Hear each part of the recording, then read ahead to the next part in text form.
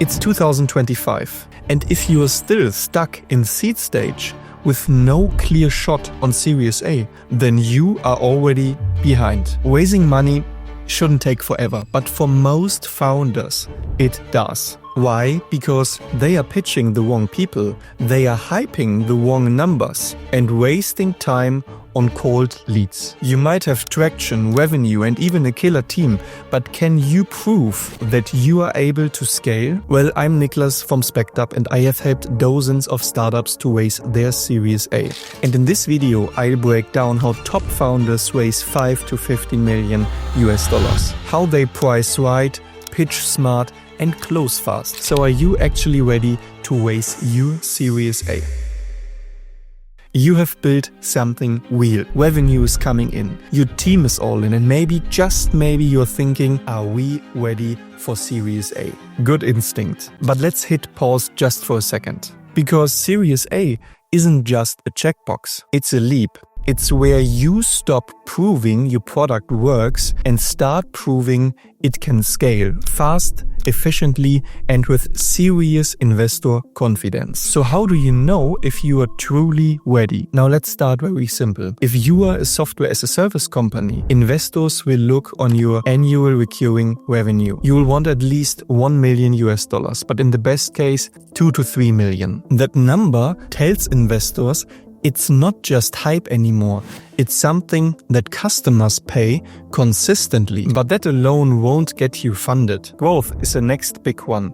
We are talking about 6+ months of consistent accelerating growth. A hockey stick, not a flat line. And bonus points if you're showing signs of compounding. And the next one is retention. Investors want to know your users aren't just showing up, they are sticking around. Your lifetime value should be at least 3 times higher than your customer acquisition cost. That's how you prove your model is not just viable, it's scalable. And here's a detail most founders skip. Timing.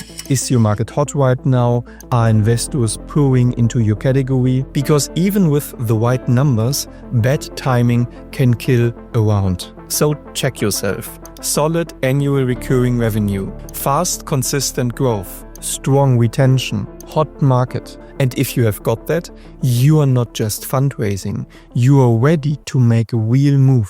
We will talk about these milestones in the third step, so keep watching to know what milestones you need to set. And if you are looking for support to make you round investor ready, we got you. Just hit the contact page on our site, fill out the quick form, and we will reach out to you.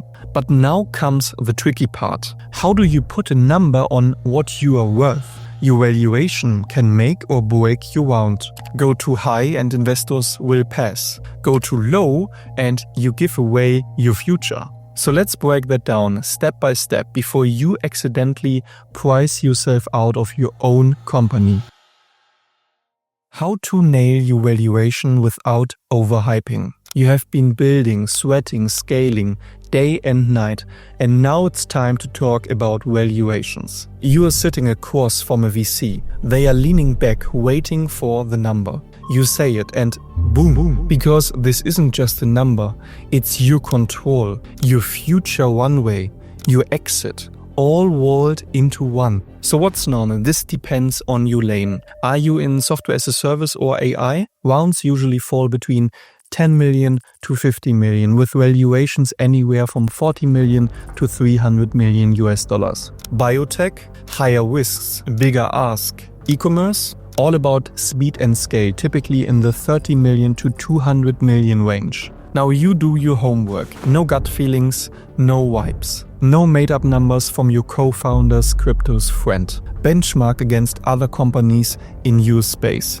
Use valuation simulators or very old-school spreadsheets to model out equity, dilution, and burn. Build scenarios that shows what happened to your cap table when round sizes change, or if you raise again in 18 months. And whatever you do, don't ignore the deal terms. Option pools, board control, liquidation preferences. These things matter more than founders realize. And now that your numbers are dialed in, let's talk about the metrics that make investors say, we need to back this company.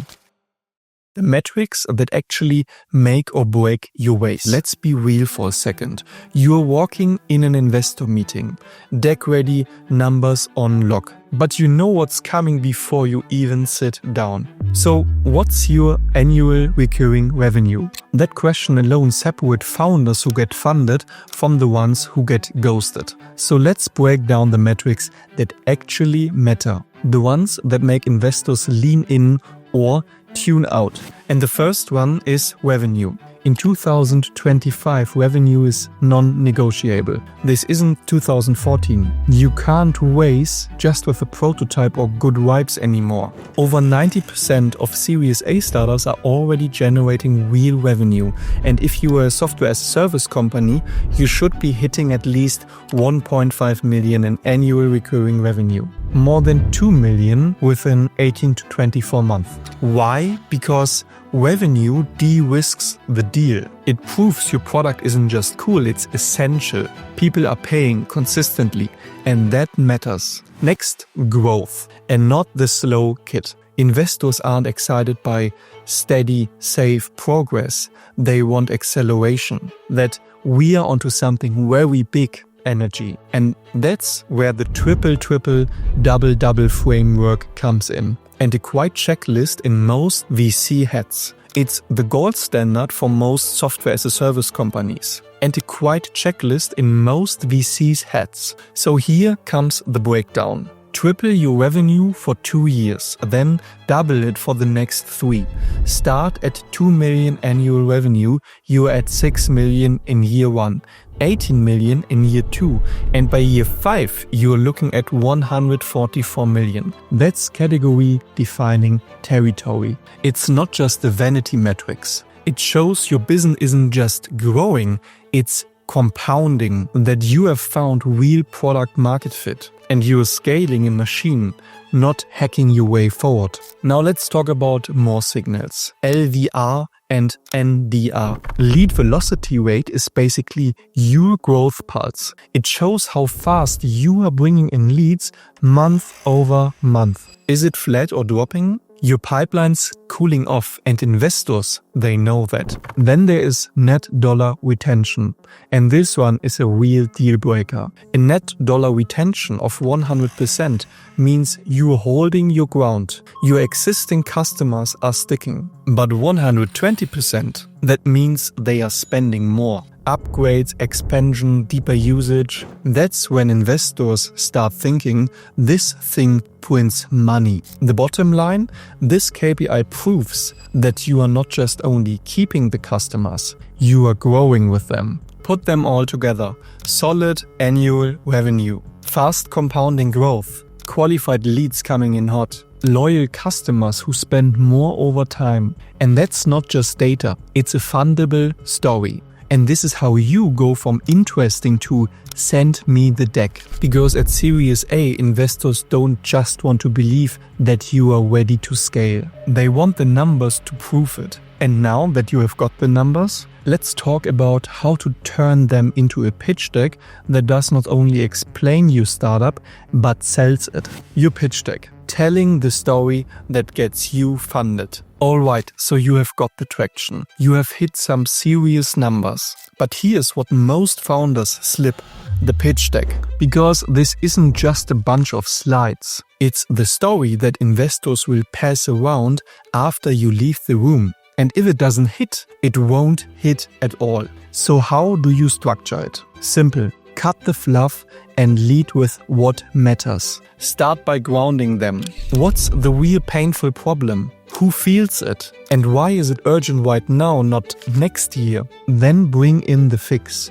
Your product. Show what it does clearly and why it works better than anything else out there. No jargon, no over-engineering. Just a clean explanation what makes you different. Now zoom out. The market. How big is this opportunity? What trends are pulling this forward? Investors want to see momentum they can bet on. From there, it's all about proof. This is the most important part of your Series A deck, the traction. Show your growth, your retention, the people using and paying for your product. This is where a simple chart or graph can do the heavy lifting. Then shift into how you are going to grow from there. What's your plan? Paid channels, partnerships, product-led growth. Investors need to see not just that you have gotten here, but that you know how to go way further. Sprinkle in just enough product visuals to build confidence, and if it's slick, let it shine. But don't get lost in the features. Focus on what drives adoption and retention. Of course, they'll wonder about competition. Address it directly. Show you understand the landscape and why your position is defensible. And then it's about the people, the team behind all of this. Highlight who's leading the charge and why they are the right people to bet on. No need to overdo this part, just make it real. And finally, the ask. Be specific. How much are you raising? What's the money going toward? What milestones do you expect to hit? That's it. It's not about packing every detail onto every slide. It's about pulling the investor in, making them feel like they already believe in where you are going, even before you ask. But remember, each deck is unique. And some startups need extra slides. Tech companies often show their technology or the infrastructure. Brick and mortar ventures include a geographic analysis or location plans. It's crucial to consider what investors want to see to fully understand your business. A great pitch deck represents your venture from every possible angle that matters. One last thing, cut the fluff, ditch the jargon, make it clean. A pitch deck should be tight, confident and story-driven. Because if your vision is big, your numbers are strong and your story is clear, you won't need to convince them. They'll be asking when they can wire the money. Another mistake founders make is waiting too long. Fundraising isn't a sprint, it's a long game. Ideally, you're warming up investors 6 to 12 months before you want to raise. Start with research, Crunchbase, PitchBook, LinkedIn. Identify who is active in your space. Follow their content, show up at events and comment under their posts. Share your wins and build real connection without any pitching yet. Leverage your network for warm intros. Offer advisory walls to bring investors into your orbit. And most importantly, track it. Use a CRM or spreadsheet to log who you have met, what they care about and when to follow up. When it's time to raise, trust wins, and trust takes time. Due diligence, where most founders slip. You have got interest, great.